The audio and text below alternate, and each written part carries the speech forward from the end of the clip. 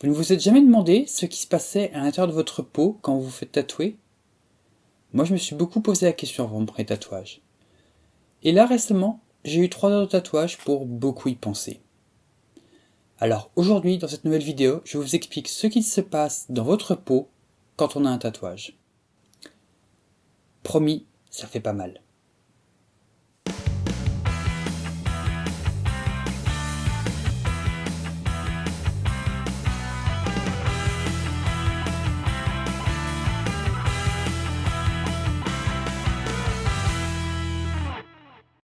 Les macrophages présents dans le derme sont des cellules du système immunitaire qui ont quitté la circulation sanguine pour s'y installer.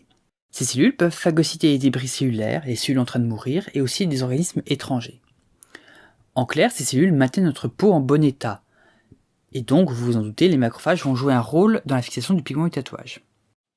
Les scientifiques ont d'abord cherché à mieux comprendre le rôle et le fonctionnement des macrophages. Ils ont travaillé sur la souris, mais des souris génétiquement modifiées.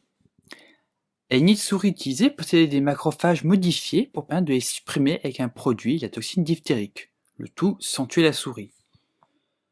Et pour compléter, un gène codant l'EGFP pour colorer en vert a été introduit dans un gène spécifique de ces macrophages. Résultat, les macrophages du derme de ces souris peuvent être à volonté supprimés avec la toxine diphtérique, et on peut les visualiser plus facilement avec la GFP qui permet de les colorer en vert. Sur cette base, les scientifiques ont pu mieux comprendre différents aspects de ces cellules, faire des analyses transcriptomiques, mais je vais m'intéresser uniquement à ce qui concerne les tatouages. Et donc, que font les macrophages du derme quand il y a un tatouage? Une fois que le pigment a pénétré dans la peau, les macrophages vont les endocyter. Le pigment se retrouve alors capturé par la cellule et est donc fixé.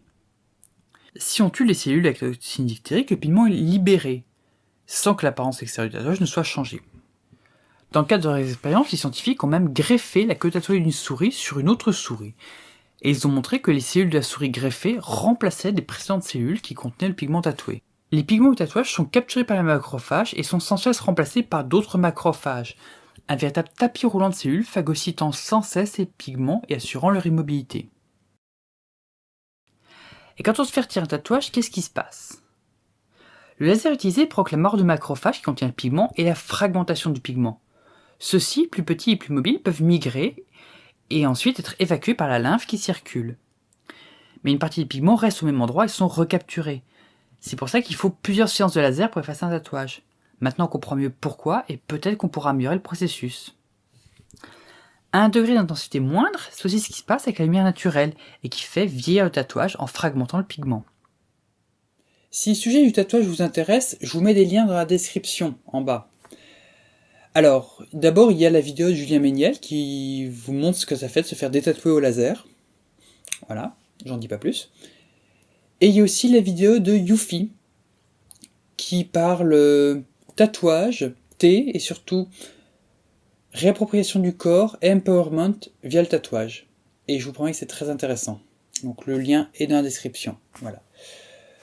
Comme d'habitude, n'hésitez pas à vous abonner. Et surtout, si vous vous abonnez, n'oubliez pas de mettre la petite cloche parce que c'est ce qui vous permet d'être vraiment mis au courant. YouTube, c'est comme ça maintenant. N'hésitez surtout pas à partager la vidéo, que ce soit sur les réseaux sociaux ou en parler à vos amis. Moi, ça m'aide beaucoup. Voilà.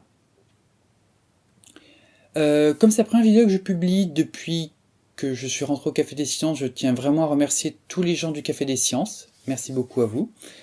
Donc si vous n'êtes pas au courant, je fais désormais partie de l'asso du Café des Sciences, qui regroupe un peu tous les vulgarisateurs et vulgarisatrices scientifiques francophones. Je vous invite à dérouler effectivement Ils ont un site internet qui est super, n'hésitez pas à y aller. Et vous trouverez beaucoup de vulgarisateurs et vulgarisatrices scientifiques, que ce soit en vidéo ou non. Et donc, encore une fois, merci de m'avoir permis d'y rentrer.